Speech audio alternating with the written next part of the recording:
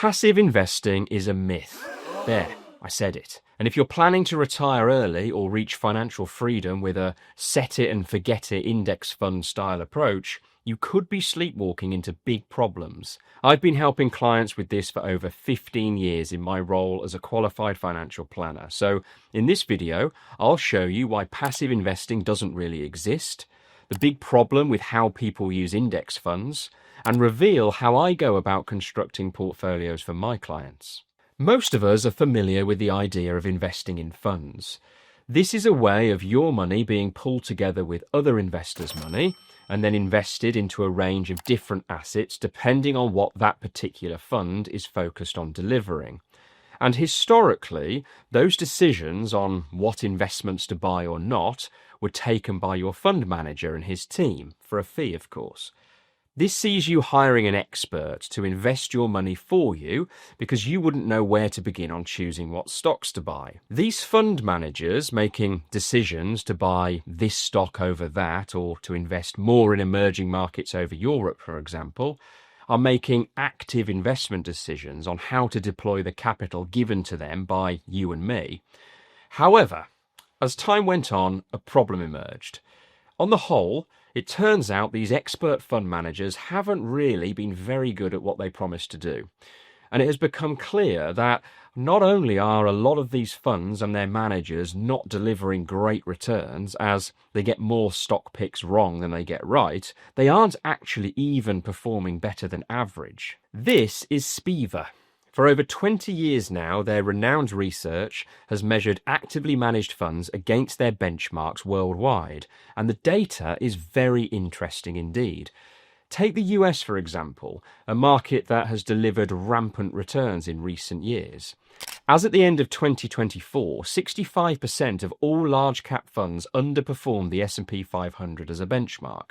That's to say that fund managers who are investing your money and charging you a premium for their expertise in stock picking didn't deliver a return in excess of the average of the 500 largest companies in the US as a whole. So, more often than not, buying a little bit of all of these 500 companies instead of trying to pick the winners would have been a better strategy. Buying the haystack instead of trying to find the needle in it, as they say. In order to fare better, you'd need a way of consistently identifying a fund in the other 35%, which you may think isn't bad odds, but don't forget this is only looking over a 12-month period. Turns out, this is in fact just as hard as picking the winning stocks in the first place. Look at what happens when we zoom out and look at the data over a longer time frame. Over 3 years, now you've only got a 15% chance of finding a winning fund manager. And if we zoom out to 15 years, your odds are now 1 in 10. I could go on, but the conclusion is that actively managed funds have historically tended to underperform their benchmarks over both short and long-term periods, especially in well-established markets like the US. Just take a moment to really let that sink in. These are people with more letters after their names than I've had hot dinners, with teams of people all sat with 6 screens around them looking like they're trying to land a shuttle on the moon, whose sole full-time job is to seek out investments to outperform what the market in general would deliver. And they can't do it. Not consistently anyway. It's one area of life where, I'm afraid, the more you pay, the less you get. And back in the 1970s, John Bogle of Vanguard fame spotted this problem and, in an effort to give investors a better result, set about creating an alternative solution, the index fund. As a result, passive investing was born, and if we fast forward to today, boy has it been popular. The premise was simple. John Bogle's invention of the index fund gave everyday investors a way to capture market returns without the eye-watering cost. It was genuinely revolutionary. So the popularity of index funds comes with no surprise. But why am I saying it's a myth? Because over time, the message got watered down. When talking about index funds, instead of use these as a tool, it became do nothing and you'll win. People began to believe that passive investing was exactly that, completely passive, and that there really was nothing more to do, no decisions to make. But that really isn't the case. And before we get into why this idea of passive investing might be leading you off course, there's something I want to give you that can help clarify what really matters when planning for retirement. It's a free guide containing the retirement questions you must answer to retire happy. You can grab it for free using the link below and start to get clarity around your retirement plans. So, an index fund is a fund that tracks an index. We've discussed what a fund is, but what exactly is an index? Well, it's simply a list. That's really all it is. The S&P 500, for example, is a list of the 500 largest companies in the USA. Here it is. Another you may have heard of is the FTSE 100. This is also a list. It's a list of the largest 100 companies here in the UK. Here they are. But anyone can make a list. I could knock up a list of the top 50 companies led by female CEOs and call it the Female Boss Index. We could then have a fund that could track the performance of these 50 companies. Technically, it would be passive and an index fund as it's tracking an index, but hopefully you can see how ridiculous that would be in terms of an investment decision and how this would in fact be a very actively managed investment fund in disguise. This may sound like a silly example, but there are genuinely lots of active investment funds dressed up as index funds in this way. But let's say it was me versus you, battle of the best returns, and you decided to invest all your money in an index fund that tracks the S&P 500, something like this, for example. And I decided to invest all my money in this fund that tracks the FTSE 100 instead. What are we saying by doing this? Well, simply that you are backing America and its 500 largest companies, and I'm backing the UK and its 100 largest companies. Well, that in itself is an active investment decision. We've used index funds to passively capture market returns, yes, and we've kept our costs of investing low as a result, which is great. But let's not ignore that we've still made an active decision on which horse to back. I've lost count of the number of people that have been in touch with me through this YouTube channel that would describe themselves as well-diversified passive investors who are solely investing in an S&P 500 tracker. Buying the market doesn't negate the need for smart investment decisions to be made. Even a global market tracker like this has different weightings to different markets, which in itself is a portfolio construction decision. In this example, one that has been born out of market capitalization, where the biggest markets get the biggest allocations. That's why 65% of the portfolio is invested in North America, which brings me nicely onto the most important lesson to learn here. There's no more important decision you'll make for your money and your retirement portfolio than which horse to back, because here's the thing. Asset allocation is what will drive 90% of your returns.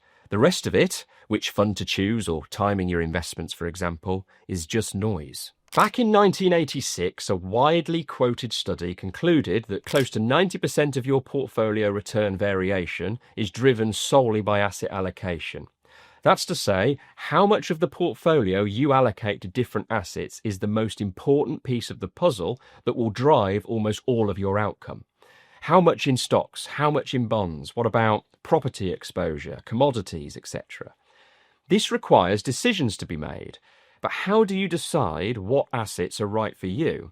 This comes down to your objectives. What are you trying to achieve and when? What this money you are investing is going to be for, and how much volatility can you stomach along the way. For example, if you have a long-term investment horizon, let's say you're watching this and you're 35 years old looking at retirement money that you aren't going to touch until you're 65, that's a 30-year time horizon, and it's likely that total return is your main objective, more so than managing volatility, the ups and downs, the bumps in the road. A stock-heavy or arguably 100% stock market portfolio is likely to be a sensible consideration. But even then, that's only one part of the decision. What stock markets? America, Europe, Asia, or a global mix of them all? If you decide on a global mix, you've then got to decide how much goes where. Hopefully you can see there's actually quite a lot of very important investment decisions still to make, even if you are a passive investor. I work a lot with people either at retirement or in the run-up to it, say 5 years away, and their objectives and stomach for the ride is often different.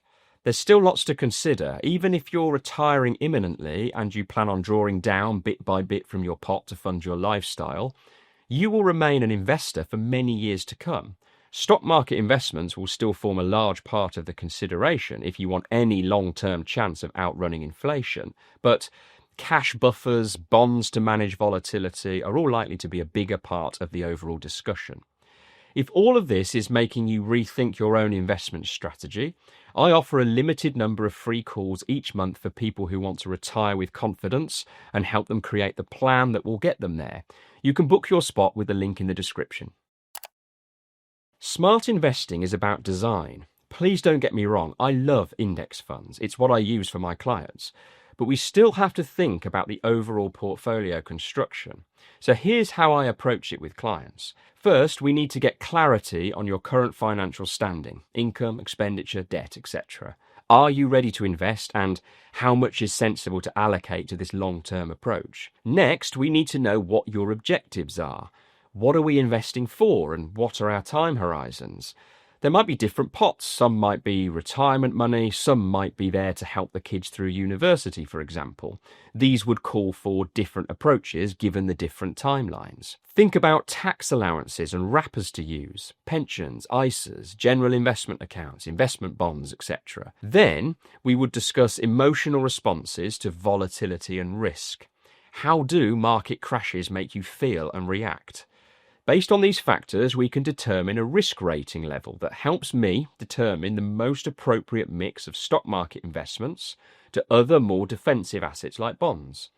I'll then use index funds to deliver this allocation in a globally diversified way. One nuance to all of this is that I'll use the fund selection to tilt my client's stock market exposure towards smaller companies and value stocks where appropriate, as evidence has shown that these can deliver outperformance over the long term. Although, I have to say, this hasn't really worked in recent years due to large cap US companies dominating performance.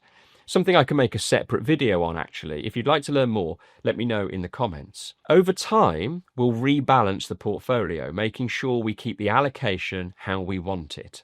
If the stock portion does really well, for example, it will become a larger percentage of the asset mix.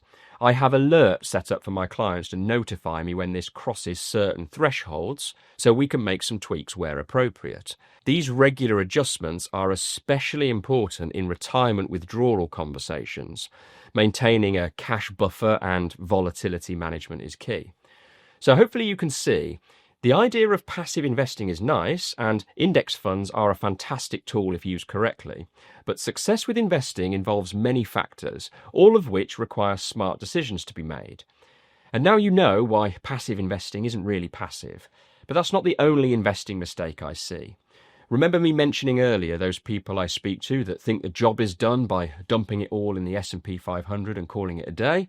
Watch this next video. You'll find out why relying on the S&P 500 could actually backfire and what you should be doing instead.